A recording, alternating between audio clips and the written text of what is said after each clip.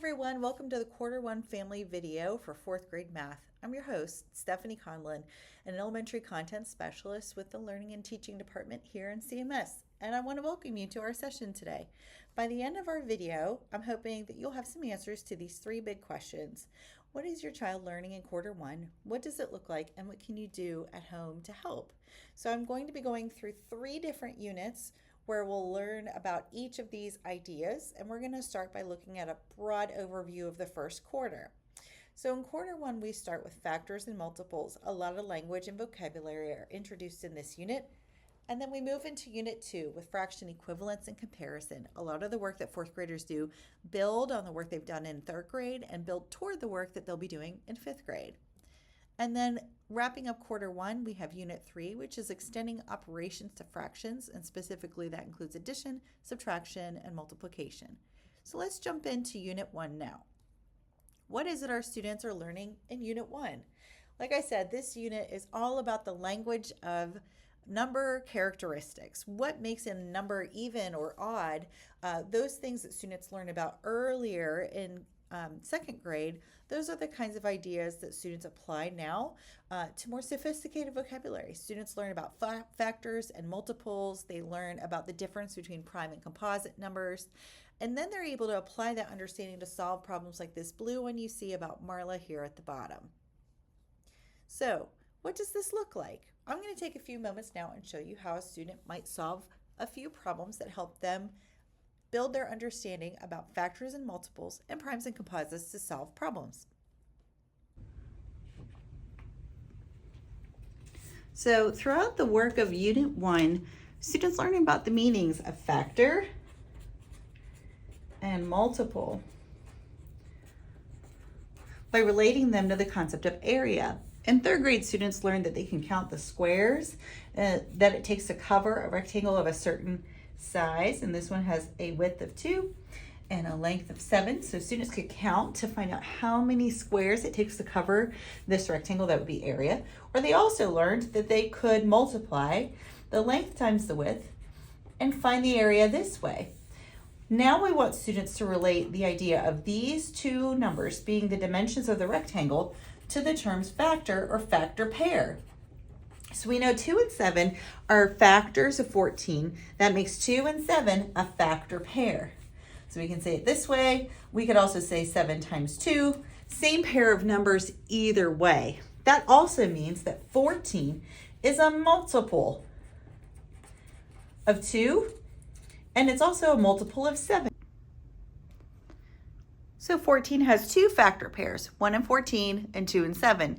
Students learn after their exploration with factor pairs and multiples that we would call this number a composite number because it has more than one factor pair. An example of a number that only has one factor pair would be the number 5. So if I build the number 5, I have one way I can make 5 using a factor pair.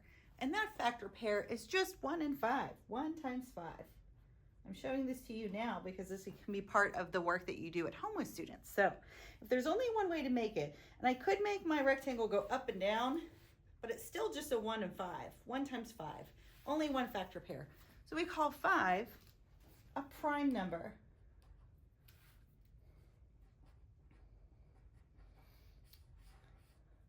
So students learn about factors and multiples and primes and composites by building rectangles, relating factor pairs to side lengths and dimensions of rectangles, and how many different ways they can make these rectangles with specific areas like 14 or 5 in order to reason about these new terms that they're going to learn.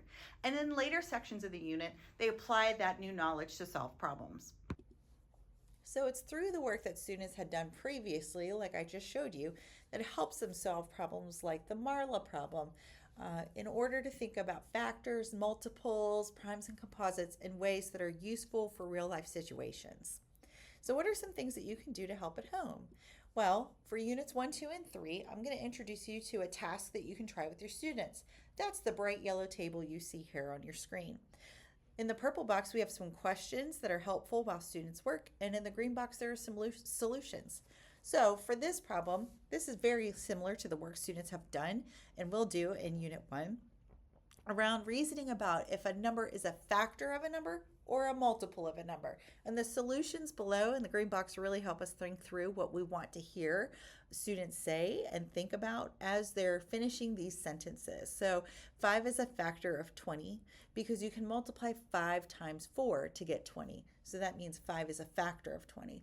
And 5 is a multiple of 1. There's really not a lot of ways to make 5 using multiplication of whole numbers, and that means 5 is also a prime number. So some of these solutions down here go with the supporting questions over here.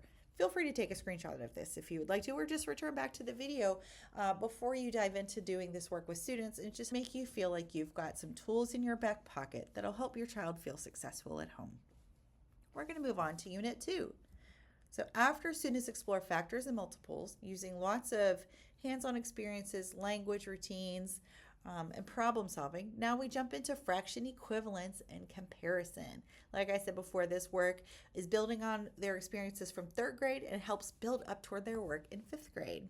So these are the types of tasks that students might be exploring in 4th grade during their work in this unit.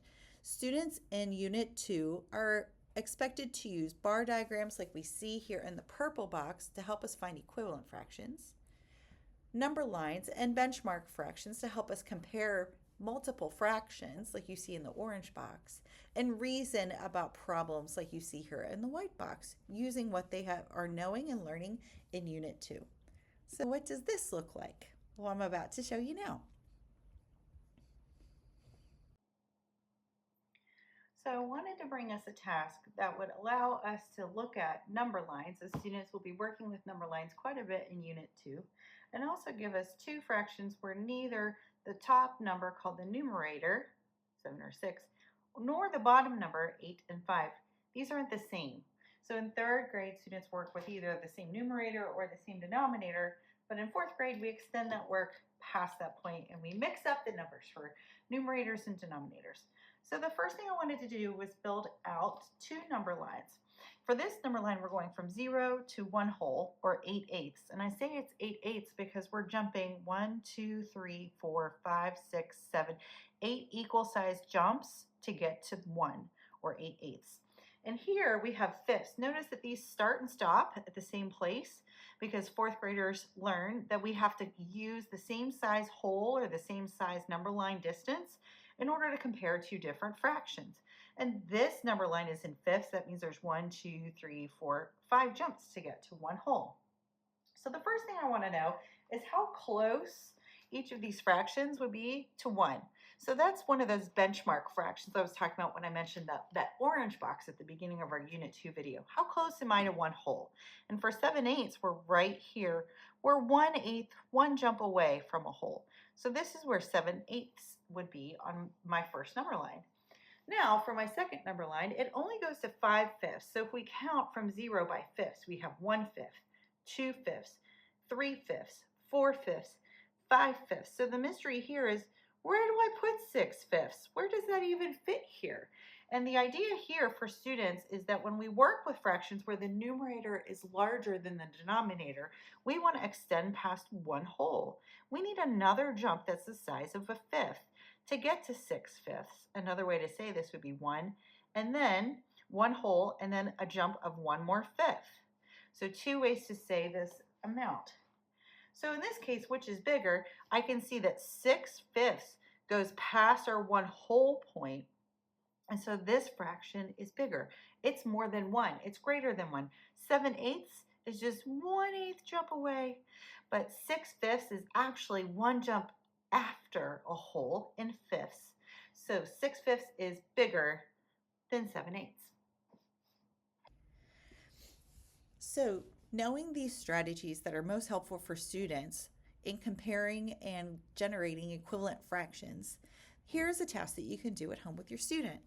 Which is bigger, or which would you rather have? So you can turn this yellow, bright yellow, sticky note looking square in the middle of the screen here into maybe a task about cupcakes or pizza or anything else that your child is interested in. So which is bigger, or which would you rather have? 7/8 of something or 6/5 of something. And again, we have some helpful questions in the purple box. How are these fractions alike or different? What strategy could you use to compare them? And is there a different strategy you might use? We often ask students to think of more than one way to solve a problem. So the solutions are there in the green box to the right. And in this case, we're looking at 6/5 as being larger because of 6 parts of 1/5 means you have more than one whole. And so the reasoning over here, the language we would want students to use, is also included. All right. And in quarter one, fourth grade students wrap up their study in math with extending operations to fractions. This includes addition, subtraction, and multiplication of fractions. So I've included a lot of different screenshots here of problems and tasks students might solve in Unit 3. So some of the problems involve using a number line and determining what operation, what's happening in the number line, and how can we represent that mathematically using an equation. We might solve to find the sum of the shaded areas, like in this blue box you see here. And of course, apply our understanding of these tasks to solve word problems like we see in white and we see in yellow. So what does extending operations to fractions look like for our fourth graders this year? Well, let's take a look. All right, so first up, we're going to talk about a situation that involves whole number and fraction multiplication because this is a new concept for students in fourth grade. So one story or context we might use is something sort of familiar to students, food, and we want them to picture that they have 5 plates. So I would ask my students to draw 5 plates. 1, 2, 3, 4, 5. And I would ask them to somehow represent half an orange on each plate. So I might see some stuff like this, some little half circles. And then we would ask students, how much is there? How much orange is there? How many oranges do we have? And students might count 1, 2, 3, 4, 5 and say 5 pieces. And I'd say, well, how much is each of these pieces?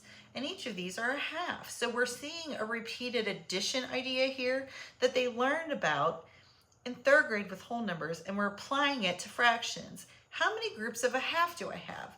5. So students learn I can also say this as 5 groups of 1/2. And then we figure out, well, how much is that? So if it's 5 groups of 1/2, we might count and say 1/2.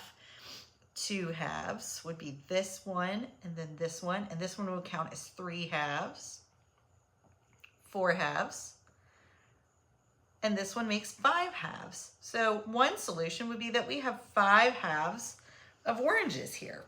And another way to name this would be 2 whole oranges and a half of an orange. Some students might see that I can put this orange half with this one and make a whole, and now that one's gone.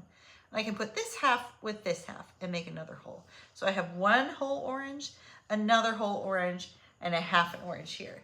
So different ways to identify the same amount. So I could say that this picture could be represented by 5 groups of 1/2. I could say it's also 5 halves, or I could say it's 2 1/2. This is thinking flexibly about a quantity. And we use pictures to help bring reasoning to that. All right, and I couldn't leave without discussing one more task with you. Toward the end of Unit 3, students combine tenths and hundredths, and they use these grids to do that. So I wanted to give you some labels. This is a 10 by 10 grid. It actually represents 1 whole, and so does this one. This entire grid is like 1 whole, and this is like 1 whole. Every one of these rows takes up 1/10 of the whole. So we can say that this shows 8/10. This grid over here has all these tiny little squares filled in. It takes 100 of those to make this whole grid. So one of these little tiny squares is called a 100th. I filled in 29 of them to show 29 hundredths. What we want students to understand is that when they're combining tenths and hundredths, they want to look for ways that some of these numbers can be rewritten so that we have the same denominator. Is there a way that we can look at this picture instead of 8/10 and see it as 80 hundredths without changing how much is shaded? And we can if we just think about the shaded amount as hundredths instead of tenths. So this takes some flexibility on students' parts, as they may only be looking at this first grid in one way. They might only see it as tenths. And we want to show them if you break these rows into tiny squares, you still have 8 tenths here, but it looks like 80 hundredths. These two are equivalent. 8 tenths is equivalent to 80 hundredths. Now, I think I can combine these two amounts because they both have hundredths as the denominators. So if I count up how many squares I have, I can see that I've got 80 here and 29 hundredths here. So I want to think about it like 80 hundredths plus 29 hundredths. And that's going to make a lot of hundredths. It's going to be more than one whole grid. And I can tell because if I move these two rows over here, that'll fill in the whole thing.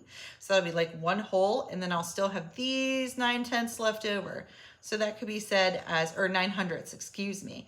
1 whole and 9 hundredths, or we could say it's 109 of those little tiny hundredth squares that are filled in. And since this is the suggested task after this part of the video, I just wanted to give you a taste of one way students might solve it. Toward the end of this unit, students explore tenths and hundredths and how to combine these amounts as fractions. So one thing you can do at home to help your child is to pose a task like the one you see here in yellow. Find the value of 8 tenths and 29 hundredths. So students might realize they need to turn 8 tenths into 80 hundredths, an equivalent fraction, and change the denominator so that they can combine these two amounts. So this solution is going to get us more than one whole, more than 100 hundredths. So there's two ways that students might report a solution to this. They might say 1 and 9 hundredths, or they might say 100 and 9 hundredths.